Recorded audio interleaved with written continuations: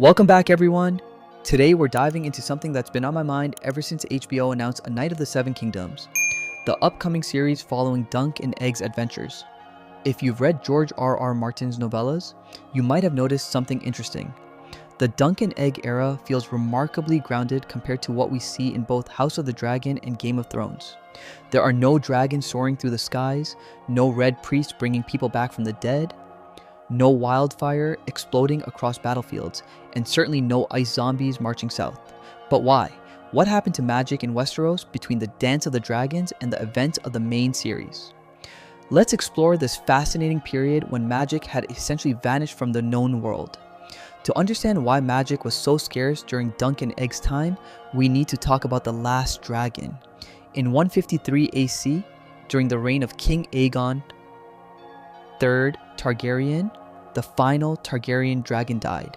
She was a green female, small and stunted with withered wings. Her name has been lost to history, but her death marked something profound: the extinction of dragons in Westeros, and many believed the departure of magic from the world itself.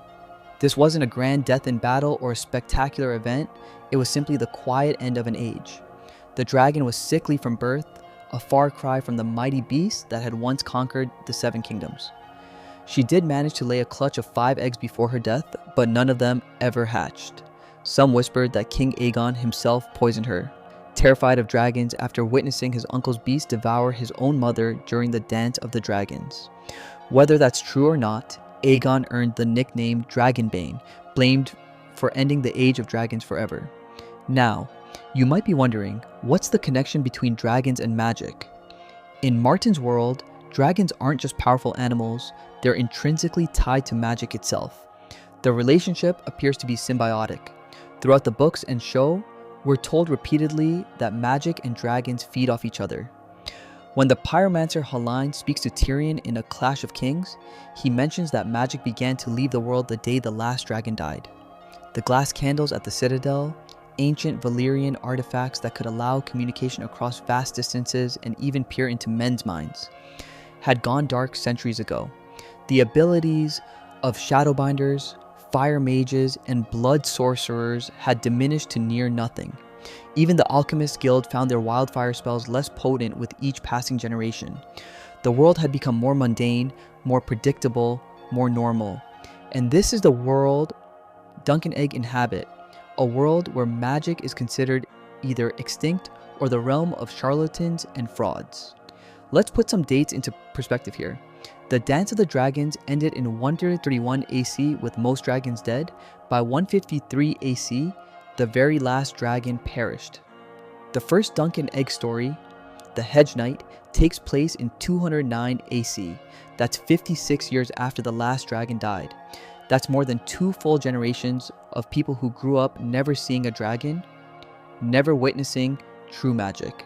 By the time Dunk meets young Egg on the road to Ashford, magic had become something grandparents told stories about. Sir Arlen of Pennytree, Dunk's old master, remembered seeing the last dragon when he was a child, but that memory was fading like old tapestry. The world had moved on. Knights no longer needed to worry about being incinerated by dragon fire. Maesters felt vindicated in their skepticism about magic. The Age of Wonders had given way to the Age of Pragmatism. This makes the Dunk and Egg era unique in Westerosi history. It sits in this peculiar pocket between 2 ages of magic, after the Targaryen dragons died and before Daenerys would hatch her 3 eggs across the narrow sea. But here's where it gets interesting. Magic hadn't completely vanished, it had just gone into hiding, become subtle, almost imperceptible. And there's one figure during the Dunk and Egg period who represents this lingering thread of supernatural power: Brynden Rivers, better known as Bloodraven. If you've watched Game of Thrones, you know him as the Three-Eyed Raven, the ancient greenseer who trains Bran Stark beyond the wall. But during Dunk and Egg's adventures, Bloodraven is the hand of the king, ruling in all but name during the reigns of Aerys Wan and Maekar Thwart. He's described as a sorcerer, an albino man with 1 red eye and a wine-stained birthmark that resembles a raven drawn in blood. He commands a network of spies so vast that people say he has 1,000 eyes and 1, meaning he sees everything happening in the realm. The realm had essentially become a police state under Bloodraven's watch. People were afraid to speak their minds, terrified that one of his informants might be listening. Now, the question is, was Bloodraven truly a sorcerer or just an exceptionally skilled spy master? The answer seems to be both. Bloodraven came from a magical bloodline. His mother was Melissa Blackwood, and House Blackwood has ancient ties to the old gods and a history of skin-changing abilities. As a legitimized bastard of King Aegon IV Targaryen, Brynden also carried Targaryen blood, a line known for dragon dreams and prophetic visions. In the Mystery Knight, we get hints that Bloodraven might be using glamours, a form of magical disguise.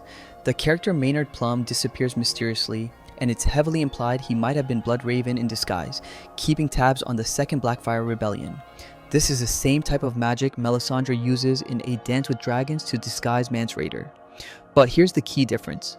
During the Dunk and Egg era, these magical abilities are subtle, rare, and deeply mistrusted. Bloodraven doesn't advertise his powers. He's called a sorcerer, but it's whispered with fear and suspicion, not acceptance. Eventually, Bloodraven is sent to the Wall by King Aegon V, Egg himself, after a great council in 233 AC. He serves as Lord Commander of the Night's Watch from 239 to 252 AC before venturing beyond the Wall and transforming into the ancient Green Seer we see in the main series. This transformation likely took decades or even centuries, but the point is, during the Dunk and Egg stories, Bloodraven represents magic at its weakest point in Westerosi history since the Undal invasion. He possesses power, yes, but it's nothing like what we see from Melisandre in the War of the Five Kings or from the Warlocks of Qarth when Daenerys arrives with her dragons. The glass candles remain unlit. The pyromancer's spells continue to weaken. The world remains firmly in the grip of the mundane, with magic lurking only at the very edges, in the shadows, almost forgotten. Let's contrast this with what we see in House of the Dragon. During the Dance of the Dragons, magic is everywhere, though perhaps not recognized as such. Dragons themselves are magic made flesh, creatures that shouldn't exist according to natural law. Their very presence warps reality around them.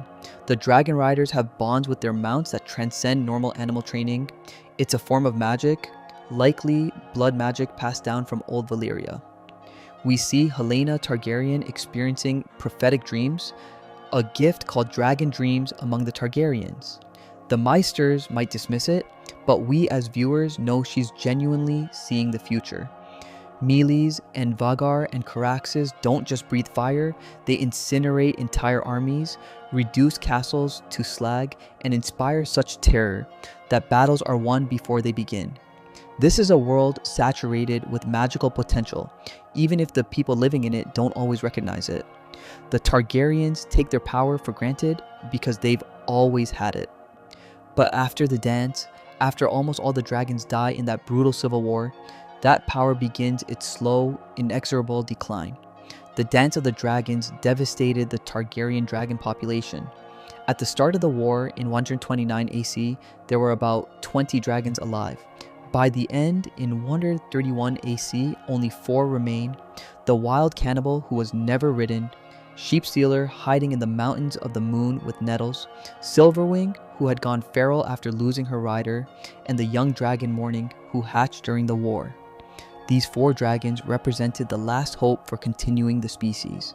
But something had changed. The eggs that were laid after the dance rarely hatched, and when they did, the hatchlings were weak, malformed, sickly. Each generation grew smaller than the last. Their wings more withered, their flames less fierce. The Meisters of the Citadel have a theory about this, that they actively worked to ensure dragons couldn't return. Archmaester Marwyn tells Samwell Tarly in a feast for crows that the Meisters killed the dragons, asking rhetorically who people think killed them. Gallant dragon slayers with swords? The world the Citadel was building, he argues, had no place for sorcery, prophecy, or dragons. Whether the Meisters actively poisoned dragons or simply created conditions where they couldn't thrive is debatable. What's certain is that dragons need space, they need to hunt, they need freedom. The Targaryens tried keeping them in the dragon pit in King's Landing. But confined dragons don't grow to their full size. They become stunted. Environmental factors clearly played a role in the species' decline. But there's also the magical component. Remember what the warlock Pyat Pri tells Daenerys in Qarth? When her dragons were born, magic was born again. It's strongest in the dragon's presence, and they are strongest in hers. This suggests a reciprocal relationship. Dragons make magic stronger, but perhaps magic also makes dragons stronger. As magic faded from the world after the last dragon died, it became harder and harder for new dragons to survive. The eggs wouldn't hatch because there wasn't enough ambient magic in the world to sustain them. It's a vicious cycle. No dragons means less magic, and less magic means dragons can't return. The world was locked in a state of mundanity. This brings us to a crucial question. Why did magic start returning by the time of Game of Thrones? The answer seems to be Daenerys Targaryen and her rebirth of dragons. When Drogo's funeral pyre consumed Mirri Maz Duur and Dany walked into the flames with 3 petrified dragon eggs, something fundamental changed in the world. Whether the dragon's birth caused magic to return, or whether magic returning allowed the eggs to hatch, is a chicken and egg question that Martin deliberately leaves ambiguous. But the correlation is undeniable. After Drogon, Rhaenyra Egal and Viserion were born, strange things started happening all over the world. In Qarth, the warlocks found their powers growing stronger. The glass candles at the Citadel, dark for centuries, suddenly flickered to life. Pyromancers in King's Landing discovered their wildfire spells worked better than they had in generations. Melisandre's abilities seemed to increase, though she attributes some of that to being near the wall, another place of power. The point is, magic came flooding back into the world because dragons had returned. The dormant potential that had been sleeping for 150 years suddenly awakened. So where does this leave Dunk and Egg? They're living in the trough between 2 waves of magic, the long decline after the last dragon died and the explosive return when Daenerys hatches her eggs. Their world is one where the supernatural has retreated to the fringes. There are no red priests performing miracles in Westeros, at least none that are documented. There are no shadowbinders or fire mages demonstrating their arts. The Alchemist's Guild is reduced to making wildfire through laborious processes that barely work. The Meisters feel confident dismissing magic as superstition and children's tales. Even the worship of the old gods has become more ritualistic than genuinely mystical for most people, though the power still exists beyond the wall. The children of the forest have vanished from the south. Giants are considered extinct or mythical. Direwolves haven't been seen south of the wall in generations. The world has become smaller, more knowable, more human-scaled, and that's the world perfect for telling stories about a hedge knight and his squire. This actually makes the Dunk and Egg stories more relatable in some ways. Without dragons or obvious magic, the conflicts are fundamentally human. In The Hedge Knight, Dunk faces a trial by combat, not against supernatural forces, but against other knights defending their honor. The danger is real steel and real blood, not dragonfire or shadowbinds. In The Sworn Sword, the tension comes from a water dispute between 2 minor lords. A completely mundane problem that nevertheless could spark violence. In The Mystery Knight, the conspiracy to seat a Blackfire pretender on the throne relies on political machinations and military force, not magical intervention. Even Bloodraven's involvement at White Walls is more about spycraft and military strategy than sorcery. The dragon egg at the tournament is a relic, a curiosity, a symbol, but it's not going to hatch. It's petrified stone, a reminder of dead power rather than living magic. This makes the stakes feel different, smaller perhaps, but also more immediate and personal. There is one notable exception to the lack of magic in the Dunk and Egg era: dreams. Throughout the novellas, we get hints that prophetic dreams still function. In The Hedge Knight, Dunk encounters a drunk at an inn who claims to have dreamed about him and becomes distraught upon seeing him. This is never fully explained, but it suggests some people still possess the gift of foresight. The drunk's reaction implies he saw something terrible in Dunk's future, perhaps related to the tragedy at Summerhall where both Dunk and Egg will eventually die. In The Mystery Knight, Sir John the Fiddler tells Dunk about a dream where a dragon hatched at White Walls. which people interpreted as a prophecy about the Black Fire cause. The dream turns out to be true in an ironic way. Egg, the Dragon Prince, does emerge strengthened from the events at White Walls, just not in the way the conspirators expected. These prophetic dreams suggest that some forms of magic persist even when dragons are gone, particularly those connected to the old gods or to Targaryen bloodlines. But even these are rare, ambiguous, and often misinterpreted. Let's talk about what this means for the upcoming HBO series, A Knight of the Seven Kingdoms. The showrunners face an interesting challenge. Modern audiences expect spectacle. They expect visual effects. They expect the supernatural. House of the Dragon gave us massive dragon battles and prophetic visions. Game of Thrones had White Walkers and resurrections and shadow assassins. But A Knight of the Seven Kingdoms takes place in an era deliberately devoid of those elements. How do you make that compelling for viewers? I think the answer lies in leaning into what makes the Dunk and Egg stories unique. They're character-driven rather than spectacle-driven. They're about the relationship between a simple hedge knight with a good heart and a prince learning to be a better man than his brothers. They're about honor and friendship and navigating the dangerous world of Westerosi politics without the protection of dragons or magic. The lack of supernatural elements isn't a weakness, it's a feature. It allows the human drama to take center stage. That said, I expect the show will probably emphasize Bloodraven more than the novellas do. He's a perfect antagonist for television, mysterious, powerful, morally ambiguous, and connected to the larger mythology through his eventual transformation into the Three-Eyed Raven. We'll likely see more of his spy network, more hints about his magical abilities, perhaps even flashbacks or visions that connect to the broader Game of Thrones narrative. The show might also play up the dragon eggs and the lingering cultural memory of dragons more than the books do. Visual media thrives on that kind of thing, showing the massive skulls in the Red Keep, having characters discuss the old stories, creating a sense that something has been lost.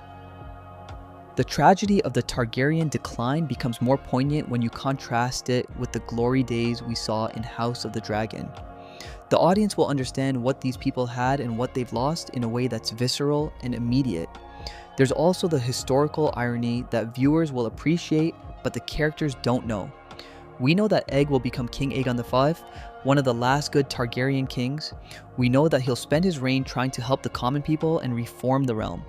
We know that he'll attempt to hatch dragon eggs at Summerhall, perhaps trying to restore the magic that had made House Targaryen great.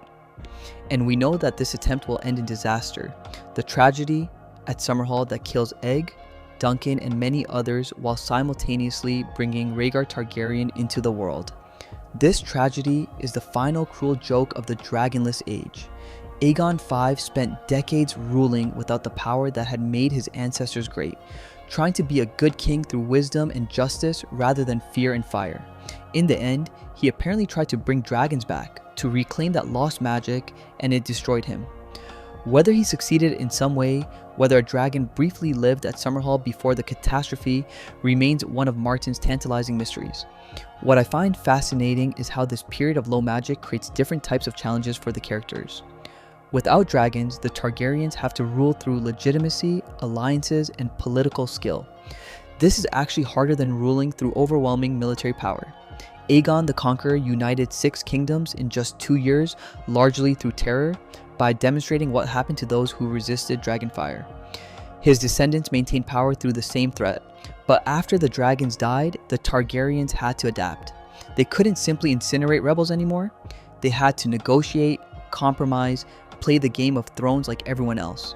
This led to events like the Blackfire rebellions, which would have been impossible if the Targaryens still had dragons.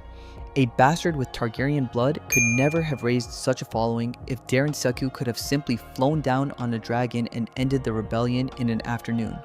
The lack of dragons made Westeros more politically dynamic, more unstable, but also more interesting from a human perspective. The Dunk and Egg period also shows us how quickly people forget. Within a generation of the last dragon dying, dragons had already become legendary rather than historical.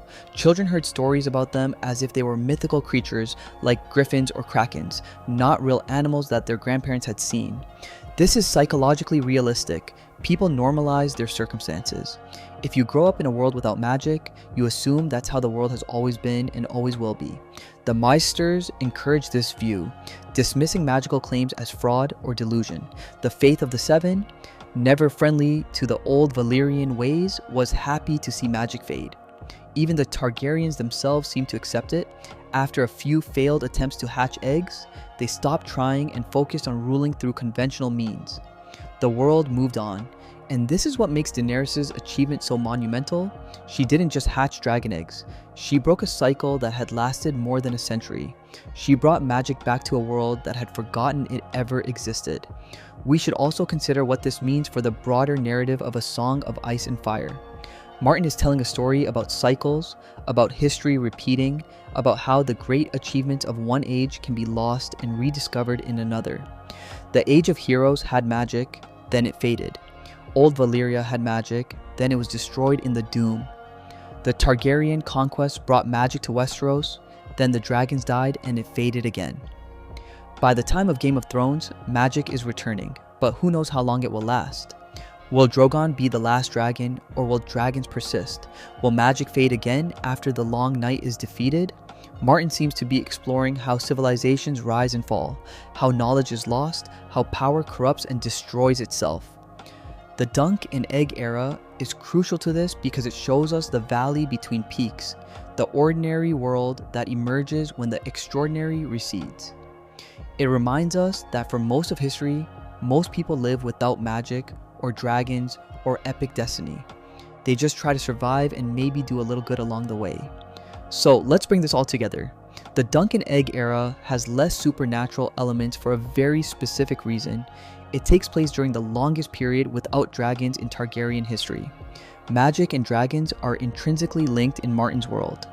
When the last dragon died in 153 AC, magic began its slow departure. By the time Dunk and Egg meet in 209 AC, magic has become something people barely remember and mostly don't believe in. The one exception is Bloodraven, who possesses greenseer abilities from his Blackwood heritage, but even his magic is subtle and hidden compared to what we see in other eras. This creates a unique atmosphere for the stories, more grounded, more focused on human character and political intrigue rather than supernatural spectacle. It's a deliberate choice by Martin to show us that Westeros can be fascinating even without dragons in every other scene. For the upcoming HBO series, this presents both a challenge and an opportunity. The challenge is meeting audience expectations for fantasy spectacle when the source material is deliberately low fantasy. The opportunity is telling a different kind of story, one that relies on character, dialogue, and political tension rather than CGI dragon battles. I think if they lean into what makes Dunk and Egg special, the relationship between these two characters, the exploration of honor and pragmatism, the political machinations of the era, they can create something that stands alongside House of the Dragon and Game of Thrones while feeling distinctly different. The lack of overt magic isn't a weakness, it's what makes this period unique. It's the calm between storms, the ordinary world that makes the return of magic in Daenerys' time feel so momentous. And here's the thing, magic hasn't completely disappeared even in the Dunk and Egg era. It's just sleeping, waiting. Beyond the wall, the old gods still watch through the weirwoods. The children of the forest have retreated but not vanished. Bloodraven is there, studying, preparing for his transformation into something greater. The magic is dormant, not dead. It's the ember that will eventually reignite into flame. In a way, the Dunk and Egg stories are about that dormant period, about what happens when the Age of Wonders ends and people have to figure out how to live in a more mundane world. They have to find meaning and purpose and heroism without relying on supernatural power. That's actually more challenging and in some ways more admirable. Looking back at Martin's broader themes, I think he's asking us to consider what really matters in life. Is it the big dramatic moments, the dragon battles and magical resurrections? Or is it the quiet choices we make every day, the way we treat other people, the stands we take for what's right even when no one is watching? Dunk doesn't have a dragon, he doesn't have visions or magical powers. He's just a big guy with a strong sense of honor and a willingness to stand up for the weak. Egg is learning to be a king without the crutch of overwhelming military power that his ancestors had. Their story is compelling precisely because they don't have access to the supernatural solutions that earlier and later Targaryens relied on. They have to find their way through wit, courage, and human connection. In a franchise full of magic and monsters, Dunk and Egg remind us that the most important battles are often the ones fought without swords or sorcery. So there you have it, the reason why the Dunk and Egg era had so little magic compared to other periods in Westerosi history. The dragons were dead, and with them went most of the supernatural power that had defined the world. What remained was a more human-scaled story, and honestly, that's what makes it so special. As we wait for A Night of the Seven Kingdoms to premiere, I'm excited to see how HBO adapts this unique period. Will they stay faithful to the grounded nature of the source material, or will they add more spectacle to meet modern audience expectations? I'm hoping for the former, because what makes Dunk and Egg special is precisely that it's different from House of the Dragon and Game of Thrones. It's a story of how people persevere when the magic fades, how they find heroism in ordinary circumstances, and how true character emerges when you can't rely on dragons to solve your problems. Let me know in the comments what you think about the Dunk and Egg era and whether you prefer the more grounded storytelling or the high fantasy spectacle of the other shows. Thanks for watching, and I'll see you in the next video.